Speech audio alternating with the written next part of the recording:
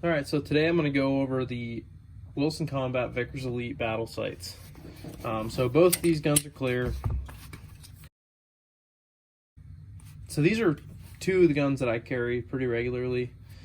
And I've used these Vickers sights on both of these guns for, I think, about 4 or 5 years now. Not for I guess the Glock has been a little bit more recent than that. This is a Gen 5. I got it right when they came out. I can't remember what year that was. But anyways, I put these sights on there to replace the factory OEM plastic sights. I just don't like plastic sights on a carry gun. So I went with the blacked out rear sight and the Trinium Night front sight. I like that combination, and I keep it consistent across all of my carry guns. That allows me to have that same sight picture every time I draw, regardless of what I'm carrying. I also try to keep with Glocks as far as my daily carry, just so that I get my grip angles correct. I get all of that. I want to remain as consistent as possible. Obviously, these are different sized guns, the 43 and the 19.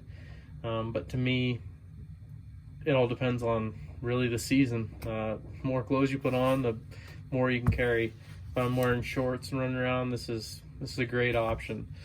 However, there is one thing that I don't like about these sights. They're advertised as snag free, but they come very sharp from Wilson Combat. I don't know why they don't deburr these, and maybe they've addressed this since then. I'm not sure, but I actually had to go through with a stone and just take those corners off on both of these, because they were, I mean, you would cut yourself on them. These sights are designed to be pretty rugged. As you can see, that angle there, that is for racking it on the bench or your belt if you need to, if you have to do one arm manipulation of clearing a malfunction or anything like that. I really like this sight picture. I know they come with a Trinium rear sight as well, or you can order it with that option. They have a dot that's kind of stacked vertical with the front. I personally like that clear back sight.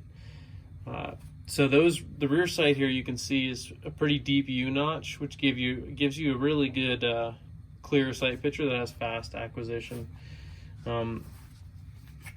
As far as mounting goes, these are pretty simple to mount. They mount like just any other Glock sight. They won't go in. Actually, these ones went in pretty easily because of having the set screws there. They weren't as tight as what you would think. I didn't need a sight pusher for mine. They tapped in pretty easily using a soft-faced hammer and punch. The front sight, you're going to need the little tool, that little Glock front sight tool that unscrews and screws in. I had some issues when I mounted them. They kind of wanted to wiggle back and forth. I had to make sure I had my alignment properly and Loctited them in place, and been carrying them for, I forget how many years I said there, but I haven't had them come loose since then. So it's a great option. If you're looking for these sights, I got mine through Brownells. I recommend it. I'll put a link to them in the bottom, but great option for carry sights. And regardless if you go with these sights or not, I think it's smart to keep them consistent across the board.